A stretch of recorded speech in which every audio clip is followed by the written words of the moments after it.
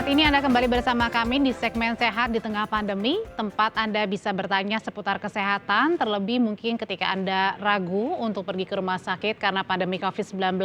Nah, saudara, Anda dapat melayangkan pertanyaan melalui Instagram kami, Sapa Indonesia_Kompas TV, sehari sebelum tayang, atau melalui telepon interaktif nanti di nomor telepon 021 5366 0500. Nah, pagi hari ini kita sapa dulu, sudah ada dokter spesialis penyakit dalam, Dr. Eka Ginanjar. Selamat pagi, dokter. Selamat pagi Mbak Audrey, selamat pagi pemirsa sekalian, sehat-sehat selalu insya Allah ya. Amin. Sehat juga ya, dokter ya. Langsung saja, dokter, kita Ya, bacakan pertanyaan yang pertama yang sudah kami pilih melalui Instagram. Nah, ini @philo03. Pagi, dokter. Usia ibu saya 47 tahun. Ibu saya mempunyai penyakit kelenjar getah bening. Saat ini ibu saya merasakan sesak nafas, dokter. Nah, apa yang harus saya lakukan agar dapat meredakan sesak nafas ibu saya? baik. Kelenjar getah bening ini adalah kelenjar yang ada di seluruh tubuh ya. Dia adalah merupakan bagian dari sistem kekebalan tubuh. Nah, ini nggak jelas nih penyakit kelenjar getah beningnya apa. Ada kanker kelenjar getah bening, ada infeksi kelenjar getah bening, ada peradangan kelenjar getah bening. Nah, itu bisa macam-macam nih ya. Nggak dijelaskan oleh ibu penanya tadi. Tapi coba saya overview secara lebih luas gitu ya. Jadi kelenjar getah bening itu ada di seluruh tubuh, tadi saya sudah sampaikan, dan terutama ada di lokasi-lokasi yang memang ada aliran atau ada organ-organ pembuluh darah yang besar. Nah, yang paling vital adalah ada di daerah leher sini. Dan di daerah leher sini, kalau seandainya kelenjar getah bening itu membesar sampai besar sekali, maka itu bisa menimbulkan penekanan pada saluran pernapasan. Nah, kalau terjadi penekanan pada saluran pernapasan, nah satu-satunya obat yang harus dilakukan adalah mengecilkan atau mengambil kelenjar getah beningnya. Mengambil kelenjar getah beningnya ya dengan operasi. Mengecilkan tergantung penyebabnya. Kalau infeksi misalnya tuberkulosis ya, TBC. Nah, itu ada dengan pemberian obat TB itu, atau dengan kalau infeksi yang lain. Tapi biasanya kalau infeksi disertai oleh gejala-gejala khas infeksi seperti demam, meriang, lemes, nggak nafsu makan dan lain sebagainya. Ini nggak dijelaskan oleh penanya di sini. Tapi kalau memang itu ada, maka itu infeksi. Nah, pastikan dulu apa penyakit kelenjar getah beningnya. Nah, kalau kanker mungkin bisa tidak timbul benjolan, atau benjolannya teraba kalau diraba gitu. Kalau kelihatan begini nggak kelihatan, tapi kalau diraba, oh ada benjolan di leher, di bawah rahang, di ketiak, atau di selangkangan. Itu daerah-daerah yang bisa kita raba. Kalau ada benjolan-benjolan banyak, multiple seperti itu, nah hati-hati kalau kanker kelenjar getah bening. Nah, ini yang perlu diperhatikan. Kalau itu sesaknya karena kanker kelenjar getah bening, takutnya sel-sel kankernya itu sudah menyebar kemana-mana, menyebabkan sesak. Misalnya menyebar ke paru-paru, bisa menyebabkan sesak. Jadi kalau saya sarankan betul-betul dipastikan apa penyakit kelenjar getah beningnya. Kalau memang benjolan besar ya harus dioperasi. Kalau memang kanker harus di kemoterapi, karena kelenjar getah bening kanker itu sangat respon terhadap kemoterapi, sehingga bisa diatasi dengan kemoterapi, sehingga harus dilakukan sesegera mungkin sebelum dia menyebar kemana-mana. Saya rasa itu jawaban saya, Mbak Audrey. Oke, kita lihat lagi, dokter. Pertanyaan kedua dengan Aki Bandung 77. Pagi, dokter. Usia saya 38 tahun, tinggi saya 168 cm. Nah, apa, dokter, yang menyebabkan kanker payudara bisa terjadi? Lalu apa saja ciri-cirinya? Ya, kanker payudara bisa terjadi sebenarnya pada siapapun ya. Ini ada masalah hormonal biasanya yang mempengaruhi. Bisa juga memang genetik bawaan dan diinjus oleh infeksi, misalnya infeksi virus. Nah, itu bisa terjadi pada kebanyakan perempuan, karena yang punya payudara itu perempuan. Tapi pada laki-laki tidak menutup kemungkinan seperti itu. Karena payudara itu isinya adalah kelenjar susu ya, kelenjar yang memproduksi susu, dan ada jaringan-jaringan lain.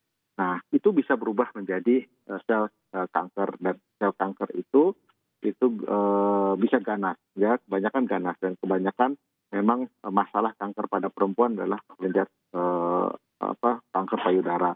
Nah, ciri-cirinya apa? Ciri-cirinya pasti di awal adalah benjolan. Jadi ada yang namanya program sadari periksa payudara sendiri, di mana kita bisa memeriksa sendiri payudara kita ya dengan meraba payudara secara bergantian kanan dan kiri, diraba secara gentle, secara smooth,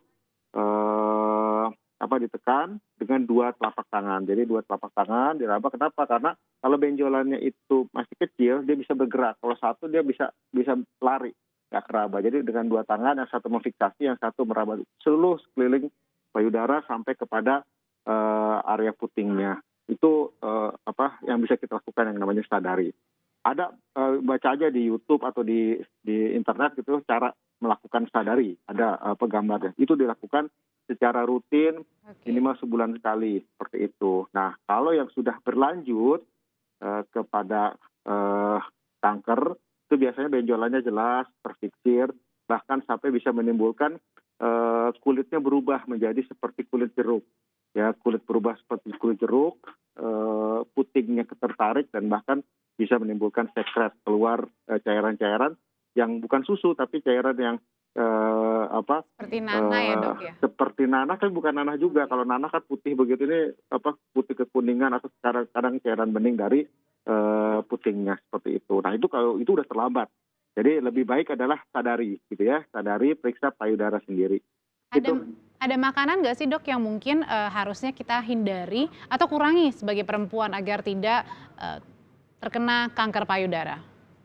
Sebenarnya secara general aja ya, Mbak Udri ya, makanan dan minuman itu ya, yang intinya makanan sehat ya. Sekarang jangan terlalu banyak makanan-makanan yang pengawet ya, yang asal enak gitu ya, tetapi ternyata itu mengandung zat-zat adiktif yang berbahaya. Karena kanker payudara ini banyak berhubungan dengan hormonal ya, dan ini sangat dipengaruhi juga oleh makanan.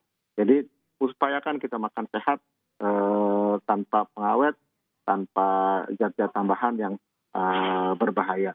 Bukannya nggak boleh sama sekali, tapi kalau terlalu banyak, terlalu sering setiap hari itu yang berbahaya. Itu. Oke, kita buka lihat juga dokter, pertanyaan berikutnya dari Elizabeth Nunu. Selamat pagi dokter, usia saya 57 tahun, tinggi 148 cm dan berat saya 46 kg. Saya punya trombosit di atas 475. Saya minum pengencer darah tetapi tidak setiap hari. Nah, saya juga pernah didiagnosa hiperagregasi. Hiperagregasi. Nah, apakah ini berbahaya dokter? Iya, Ibu Elizabeth ya, ini di usia yang 57 tahun memang harus waspada. Trombosit di atas 475 itu tinggi sekali, dan trombosit itu fungsinya adalah untuk melakukan perlindungan pada tubuh kita kalau kita terjadi perdarahan atau luka ya. Jadi trombosit inilah yang membentuk jaring-jaring dan bekuan darah supaya luka yang terjadi kalau kita terluka itu akan sembuh, healing dengan cepat sehingga tidak timbul perdarahan. Tetapi kalau ini fungsinya berlebihan karena jumlahnya yang banyak, maka terjadi hiperagregasi. Apa itu hiperagregasi? Trombosit itu beragregat, jadi berkumpul, berkelompok dan membentuk suatu gumpalan darah ya, jaringan darah yang bisa menimbulkan sumbatan di pembuluh darah. Ini bisa menimbulkan, kalau sumbatan pembuluh darah itu menyebabkan aliran darah tidak lancar. Aliran darah tidak lancar bahkan bisa tersumbat total. Kalau tersumbat total akibatnya ya jaringan tersebut tidak mendapatkan darah dengan cukup atau bahkan tidak mendapatkan darah sebaiknya. Kalau jaringan itu misalnya otak, ya maka kita akan mengalami stroke. Kalau jaringan itu yang tersumbat itu jantung, bisa menyebabkan serangan jantung yang bisa menimbulkan meninggal mendadak. Atau mata bisa menimbulkan buta mendadak. Atau telinga bisa menimbulkan tuli mendadak. Seperti itu. Jadi berbahaya. Hiperagregasi itu berbahaya karena organ-organ tubuh kita itu membutuhkan darah. Darah untuk bisa melakukan fungsinya. Dan ketika darah itu tersumbat, tidak ada aliran darah ke situ akibat adanya gumpalan yang diakibatkan trombosit yang terlalu banyak, maka akan menyebabkan berakibat fatal. Untuk itu, kalau mengalami hiperagregasi, apalagi dengan jumlah trombosit yang banyak, yang tinggi, maka harus betul-betul pertama dicari kenapa. Kenapa trombositnya besar, apalagi dengan usia di atas 50 tahun, 60 tahun, maka takut curiga ke arah kelainan darah ya. Nah, ini harus dievaluasi. Mungkin perlu dilakukan analisis darahnya, bahkan sumsum tulangnya perlu dilihat analisisnya. Kalau memang tidak diketahui, minimal kita meminum obat anti agregasi trombosit atau bahasa awamnya pengencer darah. Jadi obat-obatan pengencer darah itu wajib diminum oleh Ibu Elizabeth karena untuk mencegah terjadi gumpalan. Jadi obat ini tujuannya adalah memotong atau mencegah terjadinya agregasi-agregasi yang terjadi, gumpalan-gumpalan darah yang terjadi sehingga yang tadi saya sebutkan itu terhindar, tidak terjadi. Begitu Mbak Audrey jawaban saya.